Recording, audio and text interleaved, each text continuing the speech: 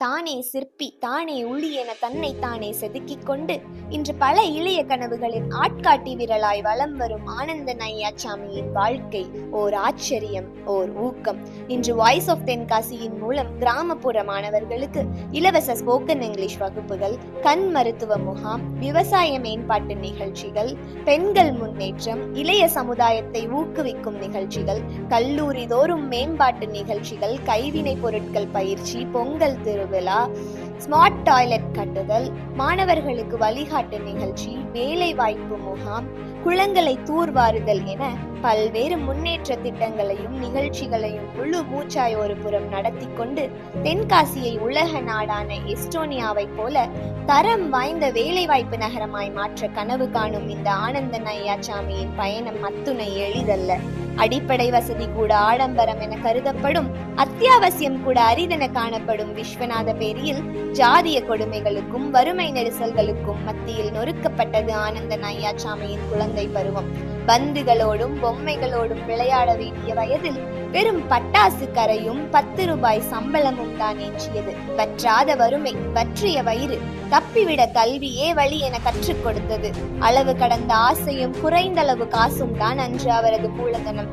2 ரூபாய்க்கும் 5 ரூபாய்க்கும் கூலி வேலைக்கு சென்று தன் வயிற்றையும் கனவையும் நிரப்பிக் கொண்டார். பல இன்னல்கள் மத்தியில் பள்ளி பருவத்தினை முடித்து தன் திறமையால் NIT திருச்சியில் மின் பொறியியல் சேர்ந்தார்.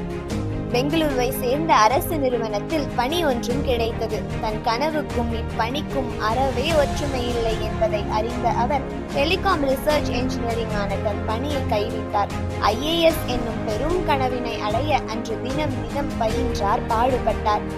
ஆட்சியர்களாலும் அதிகாரத்தினாலும் திணறடிக்கப்பட்டு பந்தாடப்பெறும் திறமையாளர்களை கண்டு கொதித்தெழுந்தார். இந்த கோபம் அவரை தன் கனவினை தள்ளி வைத்து மீண்டும் தொழில்நுட்ப பாதையில் பயணிக்க வழிவகுத்தது.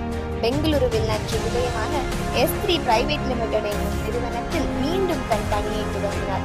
இன்டெல் எனும் புகழ்பெற்ற பன்னாட்டு நிறுவனத்தால் விலைக்கு வாங்கப்பட்டது S3 பிரைவேட் லிமிடெட். தன் திறமையால் அதே நிறுவனத்தின் வெளிநாட்டு கிளையில் என்ஜினியரிங் டைரக்டராக பணியமர்ந்தார். தன் அசாதாரண திறமையால் அதே நிறுவனத்தில் project manager, strategic planner, director of engineering என பல பதவிகளை எட்டி பிடித்தார். ரியல் எஸ்டேட் ரியல்டராக ரியல் எஸ்டேட் துறையிலும் சாதித்து டாப் 1% ரியல்டராக அமெரிக்காவில் வலம் வந்தார். சொகுசு வாழ்க்கை, பன்மடங்கு ஊழியம் என எல்லாம் இருந்த போதும் ஆனந்தன் ஐயாச்சாமி அவர்களுக்கு மனம் திருப்தி மாத்திரம் கிடைத்த பாடில்லை. IAS கனவு கண்ட அவருக்கு அன்று புரிந்தது தன் திருப்தி மக்கள் பணியிலே உள்ளது என்பது. மக்களுக்கு பணி செய்ய வேண்டும் என்ற எண்ணம் மீண்டும் தலை தூக்கியது. தன் சொந்த மண்ணான தென்காசி மக்களின் நலனுக்காக வாய்ஸ் ஆஃப் தென்காசி என்னும் அறக்கட்டளையை அன்று தொடங்கினார். தன் அறக்கட்டளையின் முதல் திட்டமாக தொழில்நுட்ப திறன் பெற்ற இளைஞர்களுக்காக ஸ்டார்ட் அப் தென்காசி என்ற திட்டத்தினை அறிமுகம் செய்ததோடு ஜாதி மதம் என எவ்வித பிரிவினையும் இன்றி சேவை செய்து வருகிறார். அன்னாரை வரவேற்பதில் மகிழ்வு கொள்கிறது வாய்ஸ் ஆஃப் தென்காசி.